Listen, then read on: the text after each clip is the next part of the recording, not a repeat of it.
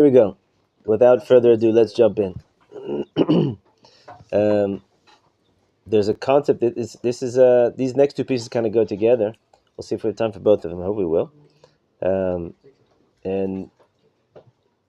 like also like last time, this parak in general explains a lot of the I would call it I don't know if I would say metaphysical, but maybe metaphysical spiritual framework underneath the status of our soul, the status of our well-being, our spiritual well-being. The person wakes up happy, when the person wakes up sad, when the person feels in general in a time in his life, right? So the Rebbe explains something here. The Rav explains something very, very, very, very deep. One of the most beautiful concepts that really, if you look at, if once you take the concept that we're going to learn in this first piece, and you start to view the world and Torah and mitzvot and actions through this lens, things change, things shift in a certain way. Kol chet madiv et alev. Every sin that a person does, it depresses the heart. Because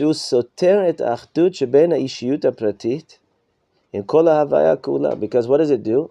It severs, it breaks a little bit of the unity between a person's own individual soul with the rest of creation. Right?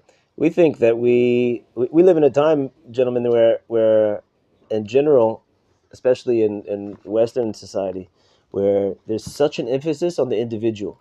You are your own person, right? The sense of community in society, in mainstream culture, has been diminished to such a, maybe an all-time low. I don't know. We can't measure it, right? But there's such an emphasis on the individual, the self-made man, right? Now there's the saying that people use, and it's a chiddush, but it's really not a chiddush. They say it takes a village to raise a person, right? It takes a village, but why should that we have to say that? But the reason we have to say this is because there's an underlying belief that no, I'm going to go it alone. I'm going to do it myself, right? Those are the people that we admire the most. The people that they came from nothing and they built themselves up, right? There's something super beautiful and admirable about that, and that's kind of like the highest form of success that we can imagine. And so people are really broken in this generation in a lot of ways. And one of the ways that we're really hurting is a lack of community, right? There's on one hand, we're all connected on the internet in a way that there was never a possibility to be connected. I always talk about how the greatest rabbis who had the most students ever, they still never saw in their lifetime the amount of people that we see in like a week. And to hear about what goes on in other lands and other countries is a very unusual thing for most of history, right? People were. I remember when I was in India, and I noticed that a lot of Indians, the locals, they would get motion sickness when there was a lot of, I don't have to go into details how that looked, but when you're on a bus in India, a lot of locals would get motion sickness, and the reason is because most Indians never traveled. Actually, this is back then. I don't know what it was like today. How many times did they leave their village, right? Which is like most of human beings and most of history, right? Oh, very true. There's like recently, this is going viral. There was one writing by this 28-year-old like Roman guy. He said, "I lived a full life. I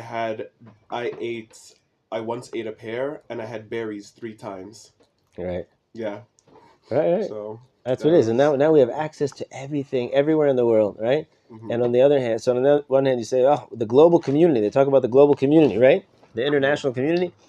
But nobody feels that community. Nobody feels a strength from that, from whatever that illusion of community is, right? Because there's such a stress on the individual and privacy, and right.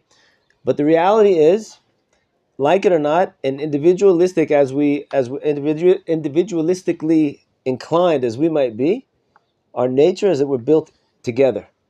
There's one thing here. There's one item, right? There's the harmony between the entire creation, and we're part of that. To the degree that we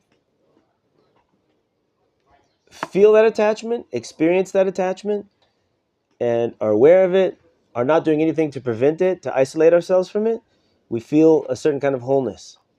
And to the degree that we are isolated we separate ourselves from it, so we feel a certain kind of emptiness, a certain type of loneliness, and a certain type of emptiness, right? And that's what Rav Kook says here. Every sin, which we think, what does sin have to do with my connection with the world? Let me go out into the forest. I can run, run in the forest and feel myself one with nature and one with human beings, right? What does sin has to do between me and God? It's a spiritual thing, right? If I eat a cheeseburger, that has to do with my connection with everybody else in the world? Yes. Kadosh Baruch Hu created a certain seder here, a unity which is multi-layered. It's very, very deep, and the guidebook of how to do it is the Torah Kadosha, right? And so every time that what we call a chet is actually from the word of misguided, right? Lachto means to miss the target. Lachti et matara. We stray ourselves from that unity, and the reaction that we have from that is sadness in our heart. It causes a certain type of depression, a little bit of a blow, right? So if I'm totally healthy, like we spoke about last week, we always use the body as a map, right? Because like the pasuk says in Eov, from my own flesh I can see Hashem. I can learn from my own body that Hashem gave me, as an analogy of also the spiritual world, right? If my body is very, very healthy and strong and resilient, so if I miss one night of sleep, or if I eat a very unhealthy meal, or I do something else unhealthy, so it's an assault on my whole system, but I better recover very quickly because I'm very healthy, right? And tomorrow I'm going to go back to eating healthy again, right? Or whatever it is. I'm going to go back to have a good night's sleep. But if the more that my system is weakened, the more those insults to my system cause damage, and damage that is felt. That's more, right? You feel it more. So back in Rav Kook, so he says that every sin that a person does, it causes a certain sadness in his heart, and the reason is because it breaks a little bit of his unity from his individual soul with the entirety of creation. And the only way that he can fix that is not through making more friends on Facebook. It's through tshuva, right? Because you have to fix it where it's been broken, right? If you got a broken leg and you bandage up your arm, it's not going to help you very much, right? You got to fix it where it's broken, and the place is there. So a lot of we're trying to find a lot of solutions right now in the world for the global pandemic of loneliness and depression, right? And it's not really helping so much, right? Huh? Drugs. It's usually what people would say. Drugs is like, yeah. But I'm saying the people that are trying to actually like help it and solve it, but they're not, right? I applaud anybody that's trying to make the world a better place in whatever way that they are. But the answer is really tshuva. It's returning to HaKadosh Baruch Hu. It's returning to the way that HaKadosh Baruch Hu made us. שזורח עליו, הוא מתאפר רק על ידי תשובה, שזורח עליו בא אור השפע העליון של אידיאליות אשר להוויית המציאות. When tshuva comes into a person, when a person experiences tshuva, so the light, the abundant, exalted light shines upon him. And what's that light? The light of idealism, right? That we don't have to accept a broken world. We don't have to accept everything in the world that is not complete. That's not, right? Meaning, you guys have heard me joke. You've never heard of a zebra that was in depression. I don't know. Maybe you have. I don't know. Maybe they have. There's a zoo. I don't know. But right? Why are we upset? Why can't we just accept that the world is like this? Right? When you hear a story on the news of some type of cruelty, some human did something terrible to another human being, right? Why does it hurt? Why can't we just accept that's just the way the world is? There's something inside of us, gentlemen, there's a compass inside of us that won't accept it, refuses to accept the world as it is, right? And even though most of the world doesn't really have a vision of what the world is supposed to be, right, on a utopian ideal level, inside we know that this world is not supposed to be like this, and therefore it hurts, right? And so, but when a person has tshuva is the whole light of the ability to fix, the ability to change, the ability to heal. And so once that light comes on just a little bit, so it's not just a little bit of healing light. It's not just a band-aid. It brings with it the entire light of the possibility of the entire world fixing itself and healing itself and being complete. Right? It's an amazing place to be, an amazing experience. So he says, ובזה חוזרת השוויה הכללית וההתאמה להוויה להופיע בתוכו. And with that comes a certain balance, a general balance between himself, reconnecting himself into the world itself, right? Maybe guys, some of you guys have had an experience like that when you do tshuva, when you have a moment in your life where you've done real tshuva, where you really feel it, not just going through the steps of it, but when you really feel it, you feel yourself more connected, right? More connected with other people, more connected with, not just but on a deep level with people. You feel yourself more connected with the world. You see the world differently, right?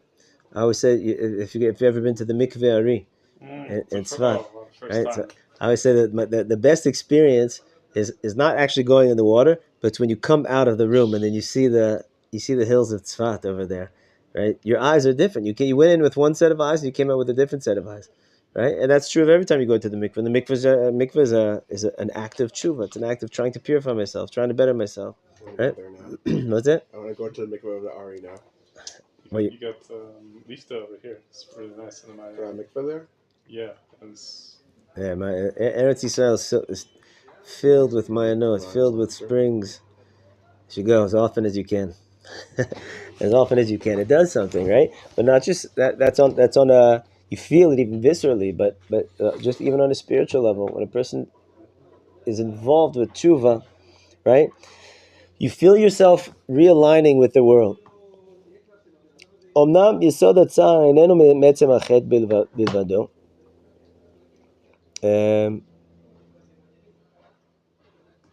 So before we go on, now it's going to go to the other side of the coin. I just want to say that's the lens with which we should view our spiritual lives and our physical lives. It's not about trying to attain some type of like high level that some people could do it.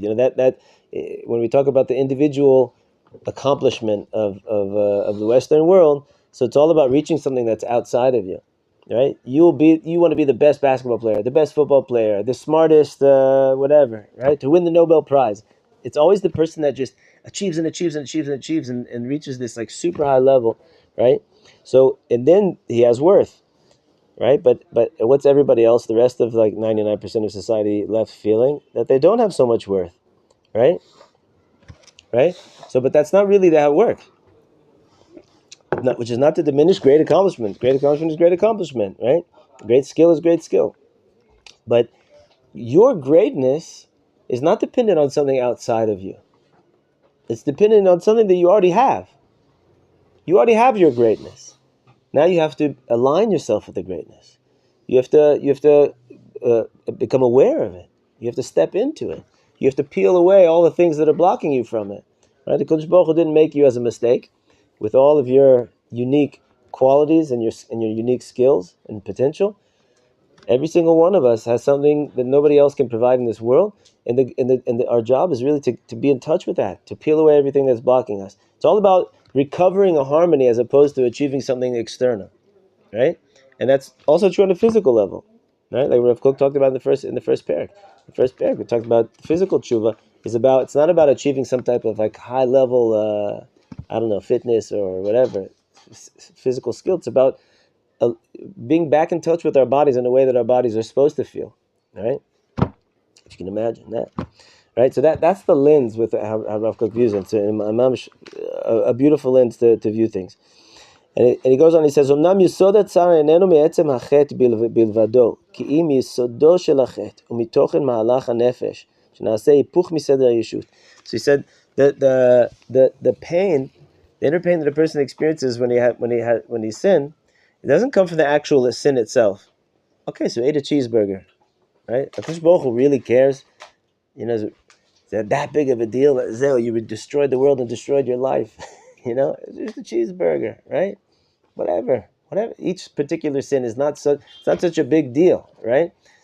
But it comes from, meaning it is a big deal. Don't get me wrong.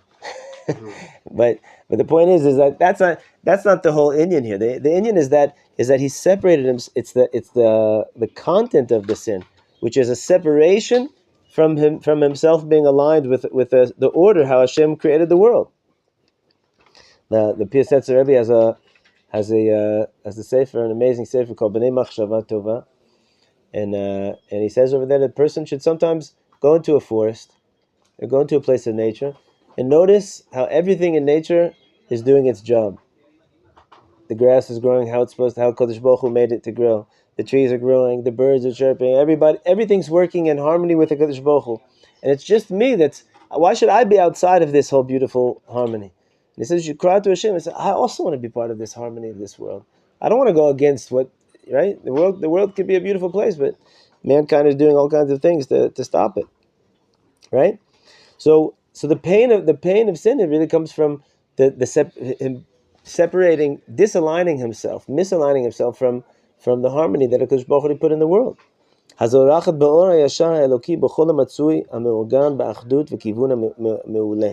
Which is that order that HaKadosh Baruch Hu created the world in.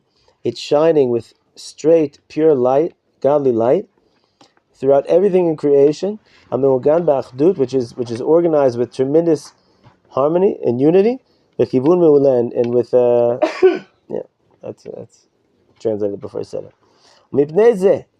And because of this, Otam Hashem. Now he's going to talk about the experience of Rishaim. Right? Usually, when we talk about Rishaim, we talk about when in our generation, when we call somebody a Rasha, it's not in the same terms that Chazal you viewed that word Rasha. Also tzaddik, right? When we talk about a tzaddik, someone's intrinsically a tzaddik. He was born that way, right? But or maybe some people think also he had just achieved the level of tzaddik. A Rasha is someone who's like intrinsically evil, but that's not how Chazal viewed it. Chazal viewed it as, what are you doing right now? What decisions are you making in your life? That determines. You're making good decisions, tzaddik. Bad decisions, Rasha. You flip it around, tzaddik. Right? There's no intrinsic shame with that name Rasha, meaning that means that there's something wrong with you. Right? It just means, what are you doing with your life?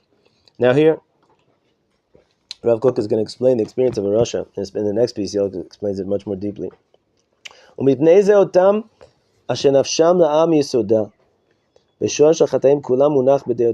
a person who's made so many bad decisions and gone down that path of evil, of sin, to the extent that it's really penetrated all of his entire mentality, his whole way of viewing the world, right? And their aspirations and the content in their hearts, meaning their emotional world, hinam ra'e ha'ain. They have a bad eye. They have an evil eye, a constricted eye on the world. Meaning they're pessimistic? They're pessimistic. Wow. Right? They see, here he says it clearly, he says, that their entire world looks to them so dark, ad en tachlit, infinitely dark. They just see darkness in the world. Right? All the perpetrators of evil in the world, it's because they see the world as such a bad place. They have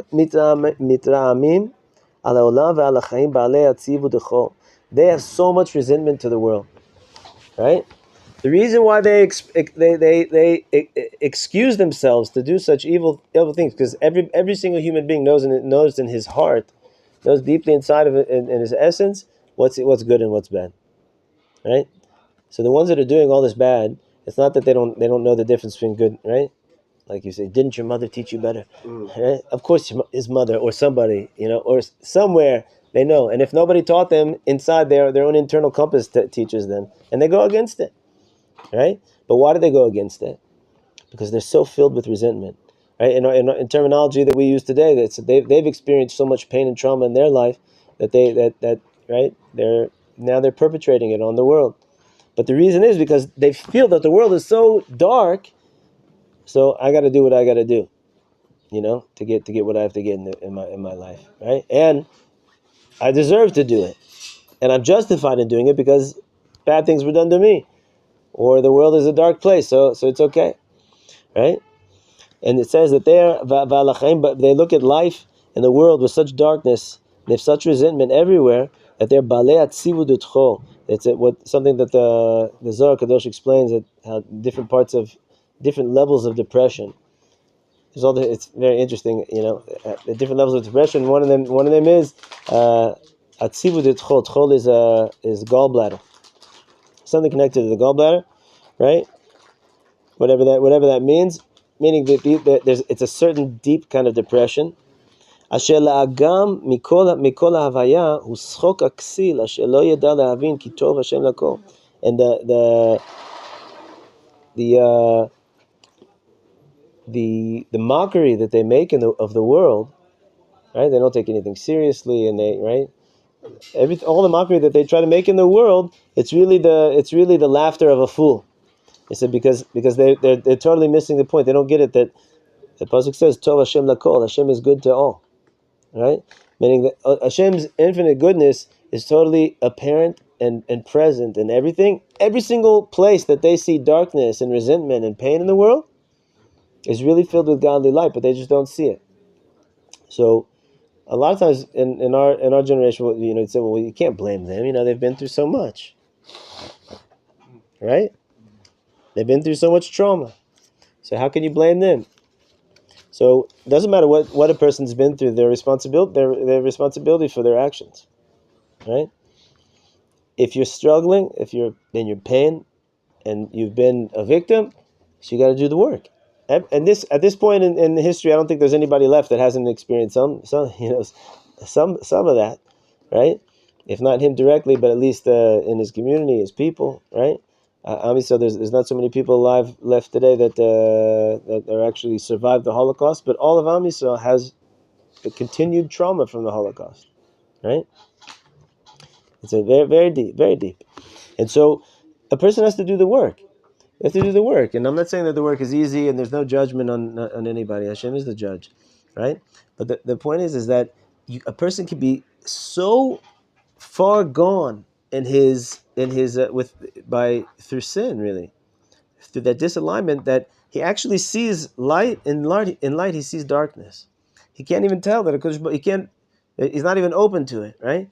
Very much like if a person who's just so physically unhealthy, and you try to give him a nice salad, right? It tastes like poison to him.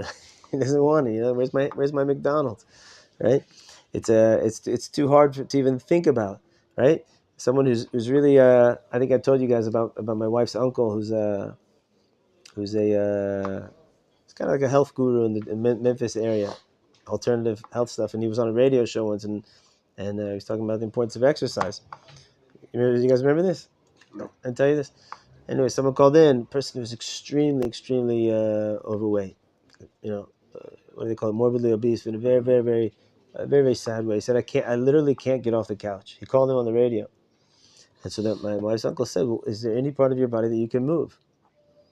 And he was crying. The man was crying. And he said, I can move my arm. That's all I could do. So he said, start moving. While you're on the phone with me right now, start moving your arm. Do what you can do. Start moving, right? But before, maybe he inspired him in that, in whatever he spoke about before, to think my move. But sometimes a person's so far gone. I've already made so many bad decisions in my life, and I have so much extra weight, so to speak, from it. Spiritual weight, physical weight, whatever it is, that I'm suffering. Like, wait, I'm going to start now, right? And if I'm already this far gone, all right, so it's already fallen. It's already finished. I might as well just enjoy myself for what I have left, right? But there's a way out. There's a way out, and really the suffering that a person, we're talking, go back to spiritual now, just spiritual. The suffering that a person endures, and that he's suffering a lot. It looks like he's getting his reward, so to speak, in this world, right? But he's really suffering more than everybody, right? The amount of that's the ultimate suffering, is to be disconnected from everybody, from himself, and from Kadosh Baruch Hu. Okay, gentlemen. Next week, Be'ez Hashem, we're going to. Is next week? What day is Lag BaOmer? Now it's 23. So we're good. Yeah, we're good. Next week he's going to go much more deep into the experience of the Russia. I would say it's the Sunday after next. I might be jumping ahead to next week's, but we learned in Einayana about the black cats. That one from Rob Cook. He talks about, Remind me. I haven't heard it. He puts the ashes of the firstborn black cat in the eyes, and he sees all the demons. And Rob Cook says that the man who sees like the darkness, like the black in the world, is focusing on the lack. On the lack, like, so somebody who's like sees darkness in the world, it's not that there isn't light to him, it's that he only sees what he's lacking and what what there isn't. And so like if you're like I interpret it like we're like finite people, we have certain merits to us, but it's limited. And so if you look at lack is infinite, like we're made in the yard site, the divine image, so we're going to compare ourselves to like Hashem, and what's completely possible for us to do. The lack is so great compared to Moshe if you look at it that way. Beautiful. And also, if you connect it to what we said, like the streets named the Rishaim that are doing all kinds of perpetrating all kinds of stuff in the world, they're doing it for a goal. They're not. Most of them are not doing it. Not just. I mean, there are some people that just want to make other people suffer, but most of them are doing like, I'm just overlooking the suffering that I'm causing other people because I need something from it, money, fame, whatever it is, and the thing that it's like you're saying, that the lack, I didn't have it. Right. Nobody looked at my pain, right? And so it was very. It works very well. It also exists in culturally in the United States. Like the previous generation says, like, "Oh, you have it so easy. Like I didn't have what you had." So it's strange. What do you mean? I didn't mean I understand. Okay, so so I'm kind of a little bit removed from the culture now, but I remember thinking about this. It was sort of this like resentment of the generations has it so easy. Like there's always jokes being made about millennials, like blah blah blah. Yeah, it's so easy. But it's like that was like the whole point of the generation previous, to make it easier for the next generation to solve like the more minute problems, and I don't know. Right. There's this sort of like resentment of that they didn't get to have all the. Right. Well, yeah. There's the resentment. I think that a lot of times it's like. What are you guys complaining about? What are you so upset about? Millennials, like you have it so good. We had it a lot harder, and we didn't complain. Shabbat shalom. Right. Oh yeah, then there's resentment the other way as well. Yeah. Right, but it's like the personal work, the sensitivity of the soul that they didn't have the luxury to work on. Well, now this generation has the luxury to work exactly. on it, right? And there's a very clear resentment there. Like I'm also in pain, but I didn't get to cry. Nobody was listening to me.